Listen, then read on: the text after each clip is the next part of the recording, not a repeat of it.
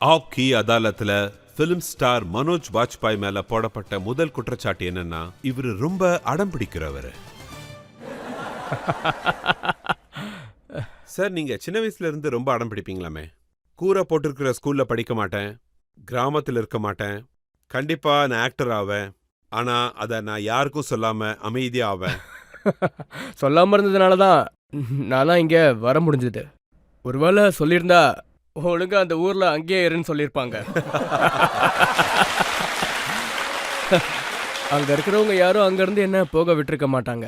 அதாவது நான் 9 வயசுல இருந்து முதல்ல அமிதாப் பச்சன் சாரை பார்த்ததுல இருந்தே நான் நான் அது வரைக்கும் அங்கிருந்து வரவே இல்லை. அது வரைக்கும் யார்கிட்டயும் சொன்னதும் இல்லை. ஒரு முறை நான் முயற்சி பண்ணி பார்த்தேன். சரி, ஆக்டரை பற்றியும் சினிமாவை பற்றியும் இவங்க என்ன நினைக்கிறாங்கன்னு தெரிஞ்சுக்க நான் முயற்சி பண்ணேன். எங்கள் அப்பாவுக்கு படம் பார்க்குறது ரொம்பவே பிடிக்கும். அதோட அமிதாப் பச்சன் சாரை பார்க்கும்பொழுது அருமையான ஆக்டர், அது மட்டும் இல்லாமல் திலீப் சார் எவ்வளோ பெரிய ஆக்டர்னு பாராட்டிக்கிட்டு இருப்பாரு. அப்போ நான் கேட்டேன், அப்பா உங்களோட மகன் யாராச்சும் ஆக்டர் ஆனா என்ன சொல்லுவீங்கன்னு கேட்டேன். அவர் போஜ்பூரியில் சொன்னார், நீ ஆக்டிங்கை தொழிலாக வச்சுப்பியான்னு கேட்டார். அப்போதான் எனக்கு நல்லா புரிஞ்சுது, அவர்கிட்ட நான் அதை சொன்னால் அவருக்கு ஹார்ட் அட்டாக் வந்துரும்னு. அதுக்கப்புறம் என்னோட ரொம்ப ஸ்ட்ரிக்டான அம்மா என்ன தண்ணி தெளிச்சு விட்டுருவாங்க. இவன் என்னோட மகனே இல்லைன்னு சொல்லிடுவாங்க, இல்லைன்னா என்ன போக விட மாட்டாங்க. அதனால நான் வெளியே யார்கிட்டயும் சொல்லாம அப்ப இருந்தேன். நீங்க படம் பார்க்க போகும்போதெல்லாம் உங்க அம்மா ரொம்ப அடிப்பாங்களாமே. ரொம்ப அடிப்பாங்க. ஒரு முறை நான் படம் பார்க்க போனேன். அதுவும் எக்ஸாமுக்கு 5 நாளைக்கு முன்னாடி. என்னோட அம்மாவும் அப்பாவும் ஊருக்கு வந்திருந்தாங்க. அவங்க எங்க போயிருந்தேன்னு கேட்டாங்க. படம் பார்க்க போயிருந்தேன்ப்பான்னு அப்படின்னு சொன்னேன். நீ படிக்க வந்தியா படம் பார்க்க வந்தியான்னு கேட்டாங்க. இல்லப்பா, நான் படிச்சு டயர்ட் ஆயிட்டேன் அப்படின்னு சொன்னேன். அதனால கொஞ்சம் ரிலாக்ஸ் பண்ண போனேன்னு. அப்ப நான் எங்க அம்மாவை பார்த்து ரொம்பவே பயப்படுவேன். என்னோட குடும்பத்துல எல்லாருமே எங்க அம்மாவை பார்த்து பயப்படுவாங்க. பேசிக்கலி எங்க அம்மாவை பார்த்து எங்க அப்பா பயப்படுவாரு. ஸோ பேசிக்கலி காப்பாத்துறதுக்கு யாருமே இல்லை. எங்க அம்மாவுக்கு கோவம் வரும்போதெல்லாம் என்னோட அப்பா எங்க அம்மா பக்கத்துலேயே வரமாட்டாருன்னா நீங்க பார்த்துக்கோங்களேன். ஸோ எங்க அம்மாவை பார்த்து நாங்கள் அவ்வளோ பயப்படுவோம். எங்க அம்மா ஒரு சில நாட்களுக்கு முன்னாடி தான் ஹாஸ்பிட்டலில் இருந்தாங்க. அவங்க ஹாஸ்பிட்டலில் இருக்கும்போது அவங்களுக்கு ஏதாவது ஒரு விஷயத்தால கோவம் வந்துச்சுன்னா எங்க அண்ணா தங்கச்சியில 6 பேர்ல ஒருத்தருக்கும் அந்த ரூமுக்கு போறதுக்கான தைரியம் இருக்காது. எங்க அம்மா ரொம்ப ஸ்ட்ரிக்ட், அதனால எனக்கு ரொம்பவே பயம் அதிகம். அதனால நானும் அந்த ரூமுக்கு போக பயப்படுவேன். ஆனா உங்க அப்பா நீங்க டாக்டர் ஆகணும்னு நினைச்சிருக்காரு. ஆமா, மெடிக்கல் என்ட்ரன்ஸ் டெஸ்ட் எழுத போனேன். நான் ஒன்றும் டாப்பரான ஸ்டூடெண்ட்லாம் இல்லை, ஆனால் எனக்கு ஒரு பயம் இருந்துச்சு. ஒரு வேளை நான் எழுதி ஆன்சர் கரெக்டாக இருந்துருச்சுன்னா ஒரு வேளை நான் உண்மையாக டாக்டர் ஆகிடணும்னு பயந்துட்டேன்.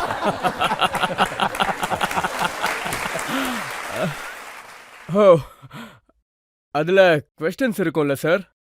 கொஸ்டின்ஸ்க்கு கீழே ஒரு 3-4 ஆன்சர் இருக்கும். நம்ம அதில் ஒன்றை தான் டிக் பண்ணணும். லிட்ரலி நான் அதுக்கு எந்த கொஸ்டினோட ஆன்சர் எனக்கு தெரியுமோ நான் இந்த மாதிரி வச்சுப்பேன். ஏதோ ஒன்று நான் டிக் பண்ணிடுவேன். ஏன்னா நான் சரியான ஆன்சரை கொடுக்கக்கூடாதுன்னு. ஏன்னா நான் ஆக்டர் ஆகாமல் டாக்டர் ஆகிடணும்னு பயந்துட்டேன். நல்ல வேளை நான் என்ட்ரன்ஸ் டெஸ்ட்டில் பாஸ் ஆகலை. எனக்கு சின்ன வயசுலேருந்து ஒரு ஃப்ரெண்ட் இருந்தான். அவன் என்ன சொன்னான்னா, நான் டெல்லி யூனிவர்சிட்டிக்கு போகிறேன், என் அண்ணன் அங்கே தான் இருக்கான், நானும் அங்கே அட்மிஷன் வாங்க போகிறேன்னு சொன்னால் என்னையும் கூட்டிகிட்டு போன்னு சொன்னேன்.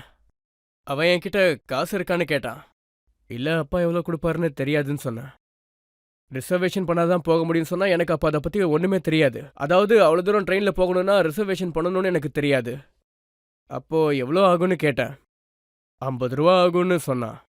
நீ 50 ரூபா கொடு, நான் அப்புறம் திரும்ப கொடுத்துட்றேன்னு சொன்னேன். அப்போ அவன் என்ன சொன்னான்னா, அட போடா பிச்சைக்காரா, நீ எல்லாம் திரும்ப கொடுக்க மாட்டேன்னு அவன் என்கிட்ட சொன்னான். சரி விடு, நான் உனக்கு தானம் பண்ணதான் நினச்சிக்கிறேன்னு அவன் என்கிட்ட சொன்னான். அவனோட பேரு தக்ஷனா. அவன் தான் 50 ரூபாவை எனக்கு கடனா கொடுத்தான். நீங்க டெல்லிக்கு வந்ததுக்கு அப்புறம் நீங்க என்எஸ்டிக்கு போறதுக்கு முயற்சி பண்ணீங்க. நேஷனல் ஸ்கூல் ஆஃப் டிராமா உங்களோட கனவுன்னு கேள்விப்பட்டேன். ஆமாம்மா, கரெக்ட் சார். அதை யோசிச்சு தான் நான் டெல்லிக்கு வந்தேன். நான் பீகார்ல இருக்கும்போது இந்த நேஷனல் ஸ்கூல் ஆஃப் டிராமால இந்த நசுருதீன் ஷா ஒரு இன்டர்வியூல சொல்லியிருக்காரு, ராஜ் கபூர் சாரும் அங்க இருந்திருக்காங்கன்னு. இங்க டிப்ளமா பண்ணலான்னு அதுல இருந்துச்சு. அப்ப எனக்கு என்ன தோணுச்சுன்னா, ஆக்டிங் பண்ணா டிப்ளமாவும் கிடைக்குமான்னு. அப்ப நான் இதை பயன்படுத்திக்கிட்டு என்னோட அப்பாவை நான் முட்டாள் ஆக்க முடியும். அதாவது நான் தியேட்டர்ல எனக்கு டிப்ளமா கிடைச்சிருக்குன்னு சொல்லுவேன், எங்க வேணா எனக்கு ஜாப் கிடைக்கும்னு சொல்லலாம்னு நினைச்சேன். ஆமா. ஆனா 4 முறை என்எஸ்டி உங்களை ரிஜெக்ட் பண்ணிடுச்சு. 4 முறை. அப்போ நீங்க அடம் பிடிச்சிட்டு தான் இருந்தீங்களாமே. ஏன்னா நான் தியேட்டர்ல சேர்ந்தே ஆகணும். அப்ப எனக்கு ஒன்னே ஒன்று தான் தெரியும். அதாவது ரஜத் சார் எனக்கு என்எஸ்டி ஸ்காலர்ஷிப் கொடுத்துச்சு, இருக்கிறதுக்கு ஹாஸ்டலும் கொடுத்தாங்க.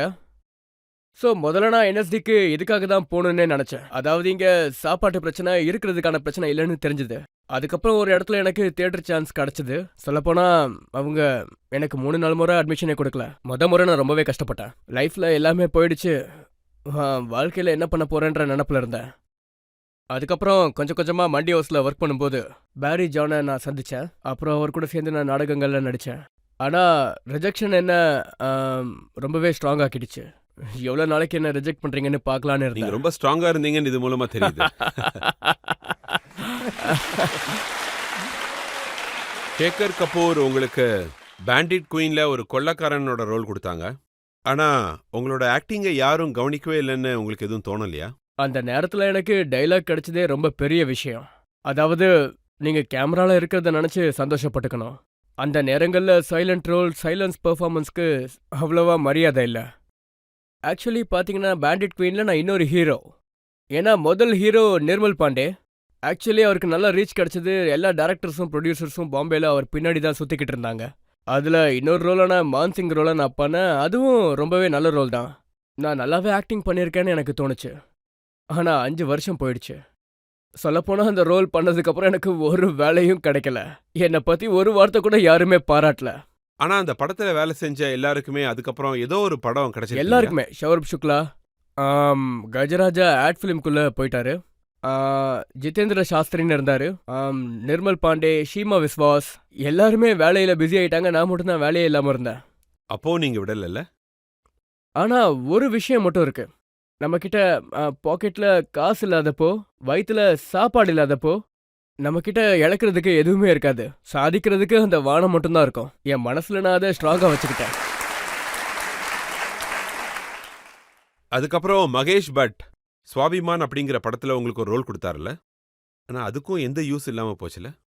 எல்லாத்த விட அதிகமா யூஸ் ஆச்சு. ஏன்னா எனக்கு மகேஷ் பட் கிடைச்சாரு. அதாவது 4-5 வருஷம் கழிச்சு அவரோட வீட்ல டிவி ஆன் பண்ணி பார்த்துருக்காரு. அதாவது ஸ்வா அபிமான்ல என்ன நடக்குதுன்னு பார்த்துருக்காரு. என்னோட சீன் போயிட்டு இருந்தது என்னோட அதிர்ஷ்டம்னே சொல்லணும். அப்புறம் அவரு அந்த ப்ரொடக்ஷனுக்கே கால் பண்ணி இதுல இந்த ரோல் பண்ணது யாருன்னு கேட்டிருக்காரு. அதுக்கு அவங்க வந்து இவரோட பேரு மனோஜ் பாஜ்பாய், நல்ல ஒரு ஆக்டர்னு சொல்லியிருக்காங்க. அதுக்கு அவரு இல்ல இவரு சிறந்த ஆக்டர், இவரோட நம்பர் அனுப்புங்கன்னு கேட்டிருக்காரு. அப்பெல்லாம் பேஜர் மட்டும்தான் இருக்கும். பேஜர் நம்பரை கொடுத்துருக்காங்க. பேஜர்ல மெசேஜ் வந்துச்சு, கால் மீ அப்படின்னு. On this number Mahesh but அப்படின்னு.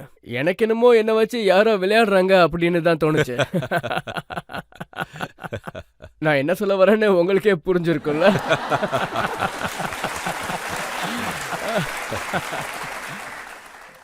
அதுக்கப்புறம் என் மனசுல ஒரு விஷயம் தோணுச்சு. அதாவது ஒருவேளை இது பொய்யா இல்லாம உண்மையா இருந்தா அதுக்கப்புறம் இதுவே ஒரு பெரிய பிரச்சனை ஆயிடும். அதுக்கப்புறம் நான் ஒரு ஃபோன் பண்ணேன்.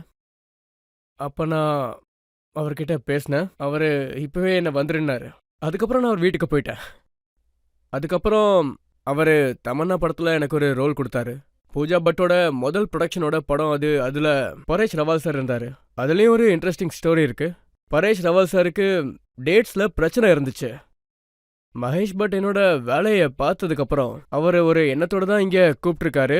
ஒருவேளை இந்த ரோலை பரேஷ் ரவால் சாரால பண்ண முடியலன்னா இந்த ரோலை இவரை பண்ண வைக்கணும்னு நினைச்சிருக்காரு. அவங்க எனக்கு ரொம்பவே மரியாதை கொடுத்தாங்க, பெரிய வாய்ப்பை கொடுத்தாங்க. என்னோட முகத்துல அப்படி அவங்களுக்கு என்ன தெரிஞ்சதுன்னு எனக்கு தெரியல. ஆனா நான் பிரச்சனையில இருந்திருக்கேன்னு தெரிஞ்சிருக்கு. நீ ஊரை விட்டு போக நினைக்கிறேன்னு எனக்கு தெரியும்னு அவர் சொன்னாரு. ஆக்சுவலி அது உண்மை. ஆனா போகாத, நீ நினைச்சு பார்க்க முடியாத அளவுக்கு இந்த ஊர் உனக்கு கொடுக்க போகுது அப்படின்னு அவர் என்கிட்ட சொன்னாரு. மனோஜ் சார், நீங்க எல்லா விஷயத்தையும் சொன்னீங்க. ஆனா ஒரு உண்மையான விஷயத்தை நீங்க விட்டுட்டீங்க. மகேஷ் பட் சார் உங்களுக்காக விஸ்கி பாட்டில்லாம் திறந்தாரமே. அப்பனா லோக்கல் தான். நாங்கெல்லாம் ஓல்ட் மாங் குடிக்கிறவங்க.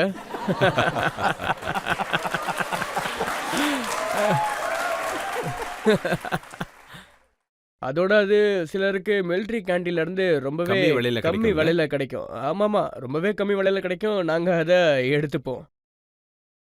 அப்போ அவரு உலகத்தோட எல்லாத்த விட, அதாவது அந்த நாள்ல சொல்றேன், சிறந்த ஸ்காட்சான ப்ளூ லேபிள வச்சாரு. ஆக்சுவலி அவரு குடிக்க மாட்டாரு. முதல்லே சொல்லிட்டாரு அவரு குடிக்க மாட்டேன்னு. அவர் அதை திறந்தாரு, மோந்து பார்த்தாரு, அப்புறம் என் முன்னாடி வச்சுட்டாரு. இதுக்கு முன்னாடி நான் நிறைய குடிச்சிட்டு இருந்தேன் மனோஜ். குடிச்சு குடிச்சு கீழே விழுந்துருவேன். ஆனா நான் இப்போ அதை விட்டுட்டேன். இப்போ நீ குடி. ஓ, நான் என்ன சொன்னேன்னா, சார் நான் குடிப்பேன். சார் நான் குடிச்சேன், ஒன்றும் ஆகல. 10 நிமிஷம் 20 நிமிஷம் ஒன்றுமே ஆகல. பேச்சுவார்த்தை மட்டும்தான் நடந்துட்டு இருந்துச்சு. மறுபடியும் போட்டாரு. இந்த முறை அதிகமாகவே போட்டாரு. நான் கிளம்புறதுக்குள்ள குடிச்சிடணும்னு நினைச்சேன். அதை குடிச்ச புறமும் எனக்கு எதுவுமே ஆகல. 3வது ரவுண்டும் குடிச்சிட்டு அவரே சொல்ல ஆரம்பிச்சிட்டாரு, குடி குடி குடி அப்படின்னு. அதுக்கப்புறம் குடிச்சிட்டே நாங்கள் பேசிக்கிட்டு இருந்தோம். என்ன பேசுவோன்னு உங்களுக்கே தெரியும், ரொம்ப யங் ஏஜில் நாங்கள் இருந்தோம். அதுக்கப்புறம் எனக்கு என்ன தோணுச்சுன்னா, இது ஏன் போதையே ஏற மாட்டேங்குதுன்னு எனக்கு தோணுச்சு. அந்த சரக்கு என்னமோ பேருக்கு தான் காஸ்ட்லி. அந்த ப்ளூ லேபிளோட ஸ்பெஷல் விஷயமே இதுதான். 1/2 மணி நேரத்துக்கு அப்புறம் தான் போதையே ஏறும்.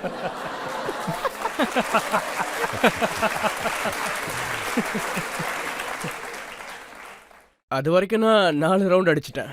இதெல்லாம் 1/2 மணி நேரத்துக்கு அப்புறமா போதை ஏத்த போற சரக்கு அப்படின்னு எனக்கு அப்போ தெரியாது. போதை ஏறினதுக்கு அப்புறம் அதுக்கப்புறம் என்ன ஆச்சுன்னா, அந்த போதையால மகேஷ் பட் சார் என்னோட கண்ணுக்கே தெரியல. அதுக்கப்புறமா அவரு பேசிட்டு இருந்தது எல்லாமே எனக்கு என்னமோ நான் கனவு கண்ட மாதிரி இருந்துச்சு. யாரோ ஒருத்தர் வாவ் வாவ் வாவ். ஸோ அது ரொம்ப பெரிய இன்ட்ரெஸ்டிங் ஸ்டோரி. ஆமா. இதே மாதிரி சத்யா, ம். அதுல நீங்க பண்ண பிக்கு மாத்திரைங்கிற ரோலை நிறைய பேர் இங்க பாராட்டியிருக்காங்க. அது மட்டும் இல்லாம எல்லா மக்களுக்கும் அந்த ரோல் பிடிச்சிருந்தது. அந்த படத்துல நீங்க ஹீரோவா வேற நடிச்சிருக்கீங்க. சார் முதல்ல என்ன ஆச்சுன்னா, அது டோர் அப்படிங்கிற படத்துல பரேஷ் சார் கூட 3-4 ஹேண்ட்ஸ்மேனுங்க இருப்பாங்க. அதுக்காக தான் என்னை கூப்பிட்டாங்க. அப்போ ராம்கோபால் வர்மா சார் நீங்கள் என்னென்ன படம் பண்ணியிருக்கீங்க அப்படின்னு என்கிட்ட கேட்டார். நான் அப்போ தூர்தர்ஷனில் சோ அபிமான் அப்படின்னு ஒரு சீரீஸ் பண்ணிட்டு இருக்கேன்னு அவர்கிட்ட சொன்னேன்.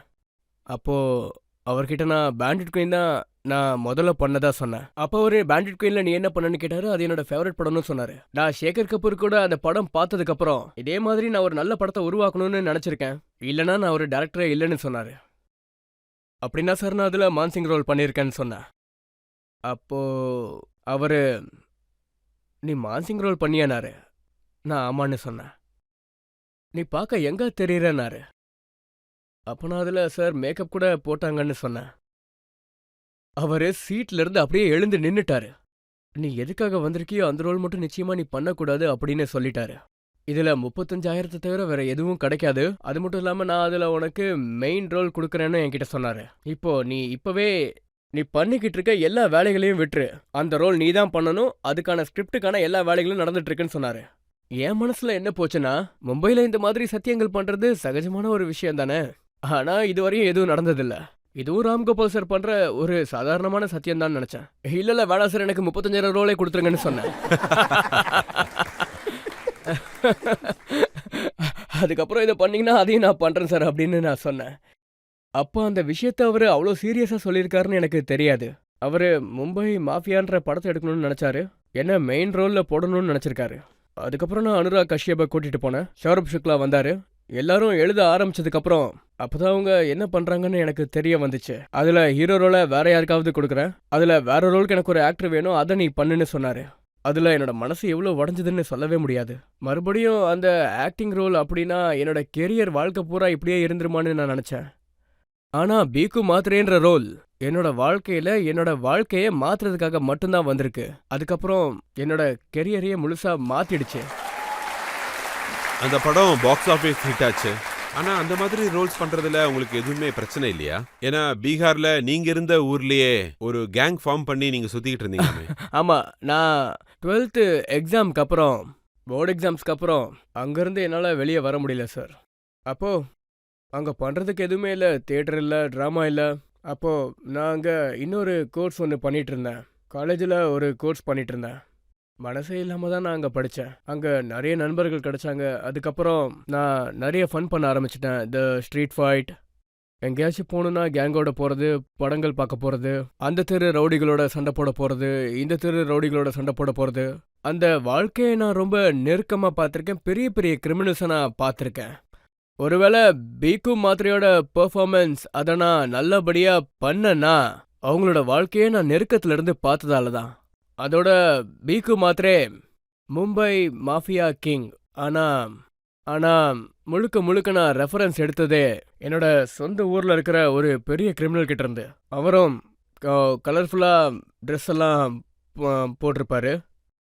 அதோட பனியன் போட்டிருப்பாரு. மேல ஷர்ட் ஓப்பன்ல இருக்கும். அதுதான் அதுதான் எனக்கு வாழ்க்கையை கொடுத்துருக்கு, வேலையை கொடுத்துருக்கு, எனக்கு கெரியரையும் கொடுத்துருக்கு. உங்களுக்கு நெகட்டிவ் ரோல்ஸ் ரொம்ப நல்லாவே செட் ஆச்சு. அதனால நீங்க அக்ஸ்ன்ற படத்துல அமிதாப் பச்சன் கூட நடிச்சிருக்கீங்க. ஆமா, அமிதாப் பச்சன் சார் கூட எனக்கு அந்த ரோல் கிடைக்கும்போது பாத்தீங்கன்னா, எனக்கு ராகவன் ரோலை ப்ரிப்பேர் பண்றதுக்கு எனக்கு 6 மாசம் டைம் ஆயிடுச்சு. என்னை பொறுத்த வரைக்கும் முதல் ஜோக்கர், பேட்மேன்ல உங்களுக்கு ஜோக்கர் தெரியும்ல, முதல்ல அந்த ஜோக்கரை நம்ம தான் பண்ணோம் அக்ஸ்ல. ஆனா நீங்க ஃபிலிம் இண்டஸ்ட்ரியில ஒரு நல்ல வில்லனா வல வந்தீங்க. அது மூலமா ஃபிலிம் இண்டஸ்ட்ரிக்கு ஒரு நல்ல வில்லன் கிடைச்சதா நினைச்சாங்க. ஆனா நீங்க திரும்பவும் அடம் பிடிச்சீங்க நெகட்டிவ் ரோல் பண்ண முடியாதுன்னு சொல்லி. இல்ல, நெகட்டிவ் ரோல்ல அவங்க ஒரு வில்லனை உருவாக்குறாங்க. ஒன்னு அவனை அமீர் கான் நடிப்பாரு, இல்ல சல்மான் கான் நடிப்பாரு, இல்ல ஷாருக் கான் நடிப்பாரு. அதனாலதான் நான் இதெல்லாம் நான் பண்ண மாட்டேன்னு சொல்லிட்டேன். நான் நல்லா கேரக்டர் ஓரியன்ட் ரோல்ஸ் பண்ணணும்னு ஆசைப்பட்டேன். அதோட வில்லனை பார்த்தாலும் கொஞ்சமாச்சு பயம் இருக்கணும்ல. அதுக்கப்புறம் உங்களுக்கு வேற ரோல்ஸ் கிடைக்கவும் இல்ல, நீங்க எதுவுமே பண்ணல. ஒரு 7 வருஷம் சும்மாவே இருந்தீங்கல்ல. இல்ல, சும்மா இல்ல, சில வேலையெல்லாம் கிடைச்சது. ரொம்ப நல்ல ரோல்லாம் இல்ல, ஆனா ஓரளவுக்கு நல்ல ரோல் தான். சுவாமின்னு ஒரு படம் பண்ணியிருந்தேன், அப்புறம் கஸ்தோலான்னு ஒரு படம் பண்ணியிருந்தேன். அதுக்கப்புறமா ஆசிட் ஃபேக்டரின்னு ஒரு படம் பண்ணேன். அதோட இன்னொரு படமும் அது. உங்க படத்தோட லிஸ்ட்டை நான் சொல்றேன். ஆ ஃபரேப் ஆ அது ஃப்ளாப் ஆயிடுச்சு. ஆ பேவஃபா அதுவும் அதுவும் flop ஃப்ளாப் தான். ஆயிடுச்சு. இன்தகாமும் ஃப்ளாப் ஆயிடுச்சு. ஆ அதுக்கப்புறம் மணி ஹே தோ ஹனி ஹே, ஆமா, அசிட் ஃபேக்டரி, ஜெயில், இந்த படம்லாம் வந்ததும் தெரியல போனதும் தெரியல. ஃப்ளாப் ஆயிடுச்சு. ஆனா இது மூலியமா வீட்ல சாப்பாட்டுக்கு அடுப்பு எரிஞ்சிட்டு இருந்துச்சு. ஸோ இந்த படங்கள் மூலியமா இந்த படங்களால தான் நான் பல நாட்கள் நான் ரொம்பவே கஷ்டப்பட்டேன். அந்த கஷ்டங்களை உணர விடாம தான் இந்த படங்கள் எனக்கு உதவுச்சு. ஆனா ரஜத் சார், எனக்கு ஒரு விஷயம் மட்டும் நல்லா தெரியும். எனக்கு வேலை செய்ய வரும், எனக்கு ஒரு ரோல் வேணும், அவ்வளவுதான். ஆனா அந்த ரோல் என்னைக்கு கிடைக்கும்னு எனக்கு தெரியாது. என்னைக்கு அந்த ரோல் கிடைக்குதோ அன்னைக்கு நான் திரும்ப வந்துருவேன். அந்த ரோல் தான் பிரகாஷ் ஜாவோட ராஜ்நிதின்ற படத்துல. அந்த படத்தை பண்ணதுக்கு அப்புறமா ப்ரோமோ ஆரம்பிச்சதுல இருந்தே எனக்கு வேலை வந்துகிட்டே இருந்துச்சு. ஆனா நெகட்டிவ் ரோல் பண்ண மாட்டேன்னு நீங்க சொல்லிருக்கீங்க. ஆனா ராஜ்நிதியில நீங்க நெகட்டிவ் ரோல் பண்ணிருக்கீங்க. அதுக்கப்புறம் கேங்ஸ் ஆஃப் வாசிப்பூர்ல சர்தார் கான் ரோல் பண்ணிருக்கீங்க. இல்ல, அந்த நெகட்டிவ் பரவாயில்ல. சீரியஸா வில்லனுக்குன்னு ஒரு கதை இருக்கணும். ஆனா ஒரு சில படத்துல வில்லனுங்க இருப்பாங்க, ஆரம்பத்துல இருந்தே இன்னைக்கு உன்னோட ரத்தத்தை குடிக்காம விட மாட்டேன், எனக்கு அந்த மாதிரி ரோல்ஸ் எல்லாம் இல்ல பிடிக்கல. உன் தங்கத்தை திருடிடுவேன். ஆமா, தங்கத்தை திருடிடுவேன் அப்படின்னு சொல்றது. அந்த மாதிரி ரோல்ஸ் எல்லாம் பண்ணக்கூடாதுன்னு நினைச்சேன். இப்போ இந்த நெகட்டிவ், ஆக்சுவலி நீங்க ராஜ்நிதியை பத்தி பேசுனீங்க, அதை நான் நெகட்டிவ் ரோல்னு சொல்ல மாட்டேன். அதுல 2 குடும்பத்தோட சண்டை இருக்கும். நான் ஒரு குடும்பத்தோட பெரிய பையன், இன்னொரு குடும்பத்தோட பெரிய பையன் அர்ஜுன் ராம்பால், சின்ன பையனா ரன்பீர் கபூர். இந்த 2 குடும்பத்துக்குள்ள நடக்கிற பிரச்சனை தான் இந்த கதையே. இதுல யார் சரி யார் தப்புன்னு சொல்றது ரொம்பவே கஷ்டம். இந்த மாதிரி ரோல்ஸ் எனக்கு கிடைக்கும் போது நான் ரொம்பவே சந்தோஷமா வேலை பார்ப்பேன், நிறைவா இருக்கும். சர்தார் கான் ரோல் உங்களுக்கு எப்படி கிடைச்சது? அனுராக் கஷ்யப், அவரும் நானும் சுத்தமா பேசிக்கிறதே இல்ல. ஏன்னா எங்க 2 பேருக்கும் நடுவுல சண்டை ஆயிடுச்சு, சில பல மிஸ் அண்டர்ஸ்டாண்டிங் கூட ஆயிடுச்சு. அவரு நைட் ஒரு 10 மணிக்கு கால் பண்ணாரு. நீங்க என் கூட சேர்ந்து வேலை செய்வீங்களான்னு கேட்டாரு. அதுவும் 10 வருஷம் கழிச்சு. ஏன் மாட்டேன்னு சொன்னேன். என்கிட்ட ஒரு ஸ்கிரிப்ட் இருக்கு, அதை நீங்க எப்ப படிப்பீங்கன்னு என்கிட்ட கேட்டாங்க. நான் வரேன்னு சொன்னேன். ஆனா என் டிரைவர் போயிட்டா நீங்க வண்டி அனுப்புங்கன்னு சொன்னேன். உடனே அவங்க வண்டி அனுப்புனாங்க, நானும் அங்க போயிட்டேன். அவரோட ஸ்கிரிப்டை படிக்க ஆரம்பிச்சாரு. பாதி ஸ்கிரிப்ட் கேட்கும் போதே படம் பண்ணியே ஆகணும்னு தோணிடுச்சு. ஸோ நான் அவர்கிட்ட ரெட் ஒயின் வாங்கி வை, அவர் அதுக்கு முதல்ல முழு ஸ்கிரிப்டையும் கேளுங்க, அதுக்கப்புறம் இதெல்லாம் பார்த்துக்கலான்னு சொன்னாரு. நான் முடியாது, வேணும்னு சொன்னேன். சரி உடனே கொண்டு வாங்கன்னு சொன்னாரு. அங்க ஒரு பையன் வாங்க போயிட்டான், இவரு படிச்சுக்கிட்டே இருந்தாரு. அப்ப நான் நீ எப்படி இதை பிளான் பண்ண போறேன்னு கேட்டேன். எப்படி உருவாக்க போற? இது என்னை பொறுத்த வரைக்கும் கமர்ஷியல் ஃபிலிம்னு சொன்னாரு. சர்தார் கான் என் படத்தோட பார்ட் 1ஓட ஹீரோ. என்னோட ஹீரோ ரொம்பவே டிஃப்ரெண்டா இருக்கணும். கமர்ஷியல் ஃபிலிமை நான் என் பார்வையில எப்படி பார்க்கறனோ அப்படி இருக்கணும்னு சொன்னாரு. நான் எப்படின்னு கேட்டேன். ரொம்பவே வித்தியாசமா இருக்கணும்னு சொன்னாரு, சாதாரண மனுஷங்களோட வாழ்க்கை மாதிரி. நான் சரின்னு சொன்னேன். அடுத்த முறை நான் அவரை பார்க்கும்போது என்னோட முடியை வெட்டிடுன்னு சொன்னேன். அவரும் சரின்னு சொன்னாரு. முடி வெட்ட ஆரம்பிச்சோம். ஹேர் கட் பண்ண அவர் பார்பரை நிறுத்தவே இல்லை. என்னப்பா முடிஞ்சுதா இல்லையான்னு கேட்டேன். இல்ல இல்ல இல்ல இல்ல இன்னும் முடிய வெட்டணும் இன்னும் முடிய வெட்டணும்னு சொன்னாரு. கடைசியில பார்த்தா ஒண்ணுமே இல்லாம ஆயிடுச்சு. ஸோ இப்படிதான் சர்தார் கானோட லுக்கை அவங்க டிசைட் பண்ணாங்க. சர்தார் கான் ரோலுக்காக அப்ப நீங்க பண்ணது எல்லாமே நிறைய சர்ச்சைக்குள்ள ஆச்சுல.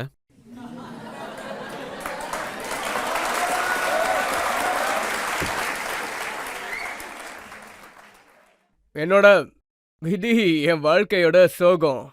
நான் நான் நல்ல விஷயங்களை பேசுறப்போ அதை பத்தி யாரும் எதுவும் சொல்றதே இல்ல. போது மட்டும் பாராட்டுறாங்க. அதுல இந்த டயலாக் எல்லாம் டயலாக் ரைட்டர் எழுதுனது இல்ல, மனோஜ் பாஜ்பாய் எழுதுனதுன்னு சொல்றாங்க. ஆமாமா, பல டைலாக்ஸை நான் தான் எழுதினேன். இந்த படத்துல ஒரு டைலாக் இந்த அபியூசிவ் லாங்குவேஜ் தேவைன்னு எனக்கு தோணுச்சு.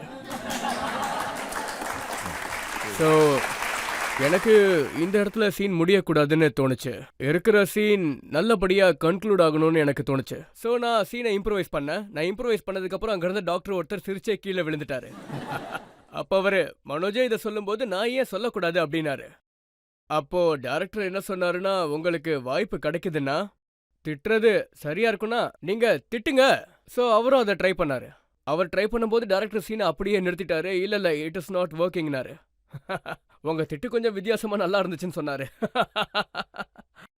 இது சாதாரணமான வாழ்க்கையில நம்ம எப்படி பிஹேவ் பண்ணுவோமோ அந்த விஷயங்களை ஸ்கிரீன்ல கொண்டு வர்றது தான் எங்களோட முயற்சி. ஏன்னா திட்டுறது மட்டும் இல்ல, நம்ம எதையும் அன்னெசரியா பண்ண மாட்டோம். ஏன்னா சில நேரங்கள்ல நானே ஸ்கிரிப்ட்ல தேவையில்லாம ஏதாவது இருந்துச்சுன்னா அதை நான் எடுத்துருவேன். எல்லாமே டைலாக் நல்லா தான் இருக்கும். இல்லனா அந்த இடத்துல அந்த டைலாக் வேணும்னா, கேரக்டருக்கு அந்த சிச்சுவேஷன்ல அந்த டைலாக் வேணும்னா கண்டிப்பா நான் அதை பண்ணுவேன். அங்க நம்ம மொராலிட்டி எல்லாம் பார்க்க முடியாது. அடுத்த நாள் பார்த்தா ட்விட்டர்லயும் மக்கள் எல்லாரும் இதை தான் பண்றாங்க. ட்விட்டர்ல எல்லாம் தினமும் திட்டிக்கிட்டு தான் இருக்காங்க. அப்புறம் எதுக்கு படங்கள்ல திட்டினா மட்டும் பிரச்சனை ஆகுது? ட்விட்டர்ல இருக்க திட்டு மட்டும் என்ன மாலை போட்டுக்கிட்டு தான் வருதா என்ன? அப்படிலாம் இல்ல. நீங்க ரொம்பவே சரியா சொன்னீங்க. ஆடியன்ஸ்ல இருந்து யாராவது கேள்வி கேட்கணும்னா கேட்கலாம். கேங்ஸ் ஆஃப் வாசிப்பூர்ல அதுல உங்களோட ஒரு டயலாக் ரொம்ப ஃபேமஸ். அந்த ஹஸ்ரா அஜ்ராத் அஜ்ராத்னு சொல்லுவீங்க இல்ல சார், ப்ளீஸ் எங்களுக்காக அந்த டயலாக் ஒரு தடவை சொல்லுங்க.